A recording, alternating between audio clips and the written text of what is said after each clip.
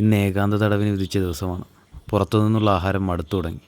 എന്തുകൊണ്ട് പാചകം ചെയ്തുകൂടാ? തടവിനൊരാശ്വാസത്തിന് പാചകത്തിൽ അഭയം പ്രാപിക്കുന്നത് നല്ലതാണെന്ന് തലച്ചോറിൻ്റെ ഉത്തരവ് ശിരസാ വഹിച്ച് പറമ്പിലേക്കിറങ്ങി. ആദ്യം കണ്ണിലുടക്കിയത് ചായമൻസിയാണ്. തിരികെ നാട്ടിലേക്ക് എത്തുന്ന എന്നെ മാത്രമല്ല കാത്തിരിക്കാനാണുള്ളത്, ഇരുമ്പം പുളിയെ കൂടിയാണ്. ഉള്ളതെല്ലാം മുറത്തിലാക്കി ആവേശത്തോടെ അടുക്കളയിലേക്ക്. കഴിഞ്ഞ ആഴ്ച കഴുകാതെ വെച്ചിട്ട് പോയ പാത്രങ്ങളുണ്ട്. എണ്ണയിട്ട യന്ത്രം പോലെ ഒരു വശത്തു നിന്ന് തുടങ്ങി. ഇടയ്ക്കിടയ്ക്ക് നട്ടെല്ല് പണിമുടക്ക് പ്രഖ്യാപിച്ചു. തളർന്നില്ല, മുന്നോട്ട് തന്നെ. ഐശ്വര്യത്തോടെ തേങ്ങ ഉടച്ചു തുടങ്ങും. അത്താഴത്തിന് കഞ്ഞിയും ചെറുപയറും മനസ്സിലുറപ്പിച്ചു. കഞ്ഞിക്ക് ചമ്മന്തിയാണ് ഉറ്റമിത്രം. അറിയാവുന്ന അനുസാരികളെല്ലാം ചേർത്ത് മിക്സിയിലിട്ട് അരച്ചെടുത്തു. അധിക നേരം ചെലവഴിക്കാനില്ല. വയറിൽ വിശപ്പിൻ്റെ തീ കത്തി തുടങ്ങിയിരിക്കുന്നു.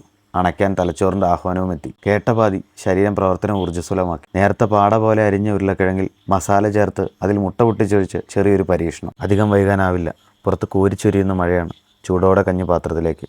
കൂട്ടിന് ചമ്മന്തിയും അച്ചാറും. എരിയുന്ന വയർ പ്രണയത്തേക്കാൾ നൈരാശ്യമേറിയത് തന്നെ. അസ്ഥി തുളയ്ക്കുന്ന തണുപ്പിനെ രോമോസ്ത്രത്തിൽ തിളച്ച് സുഷുപ്തിയിലേക്ക്.